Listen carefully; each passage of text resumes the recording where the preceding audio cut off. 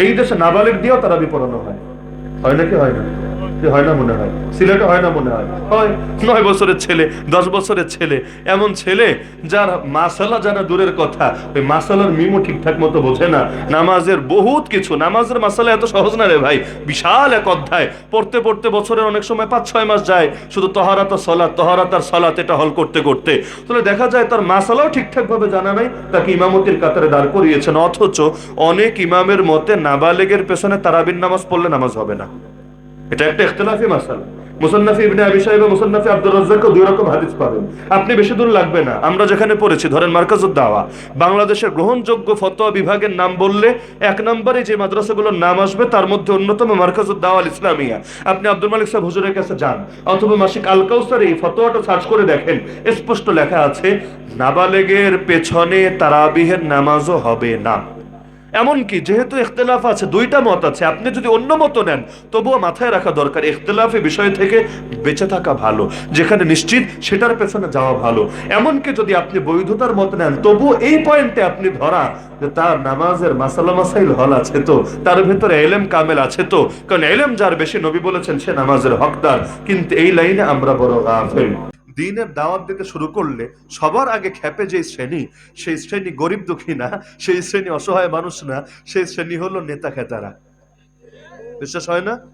আপনি আর কিছু লাগবে না, আমার কথা রাখেন। কোরআনের মধ্যে যত নবীর নাম এসেছে, যত নবীর নাম, যে নবীরা দাওয়াত দিয়েছেন তাদের জাতিকে, সব নবীর নাম দিবেন, তাদের প্রধান এন্টি পার্টি, প্রধান প্রতিপক্ষের নাম দিবেন। এরপর আপনি আমার কথা বাদ দেন, আপনি নিজে ডিসাইড করেন। যেমন মুসা আলাইহিস সালামের নাম নেন, তার বিরুদ্ধে সবচাইতে বেশি কে লেগেছিল আর নামটা নেন। আপনি ইব্রাহিম নবীর নাম নেন, তার পেছনে সবচাইতে বেশি কে ষড়যন্ত্র করেছিল তার নাম নেন। আচ্ছা বেশি দূর লাগবে না, সাইয়্যিদুস সাকালাইন মুহাম্মদুর রাসূলুল্লাহ সাল্লাল্লাহু আলাইহি ওয়াসাল্লামের নাম নেন, তার পেছনে সারা জীবন সবচাইতে বেশি যারা শয়তানি করেছে ওদের নাম নেন। এরা কারা? গরিব দুঃখী জনতা না রে ভাই, এরা হলো সমাজের মান্যবর নেতা খেতারা। কোন নেতাজি থাকলে কষ্ট পায়েন না, কারণ আপনি যদি অপরাধী না হন আপনার কষ্ট পাওয়ার কিছু নাই। আপনি যদি আবু বকরের মতো হন গর্বে আপনার বুক ফুটে উঠবে, আপনি যদি ওমরের মতো হন এই কথায় আপনার ভালো লাগবে, কিন্তু আপনি যদি ফেরাউন নমরুদের মতো হন আপনার কষ্ট লাগতেই পারে। সুতরাং ভালো মানুষের ভালো কথায় কষ্ট লাগবে না। বাস্তব নাকি অবাস্তব? তো এই যে নবীদের বিরুদ্ধে তারা কেন কাটা বিছিয়েছে, আপনি বলতে পারেন হুজুর তারা হক চেনে নাই। আমি বলবো ভুয়া কথা। কে বলেছে হক চেনে নাই? হক যদি নাই চিনতো, আবু জাহাল রাতের বেলা নবীর ঘরে গিয়ে কান পেতে তেলাওয়াত শোনার চেষ্টা কেন করতো? আরে কোরআন তেলাওয়াত শোনে কে? কোরআনের মধ্যে মজা পাইছে, আরে কিছু না কিছু তো পেয়েছে, না হলে রাতের বেলাও ঘুম বাদ দিয়ে নবীর ঘরে ছুটছে কোন দুঃখে? এমনকি আবু তালেবও তো নেতা। আবু তালেব তো ইসলাম চেনে নাই, কোন পাগলে বলবে? চিনেছে, ঠিকই চিনেছে। তো মরার সময় কালেমা পড়ে নাই কেন?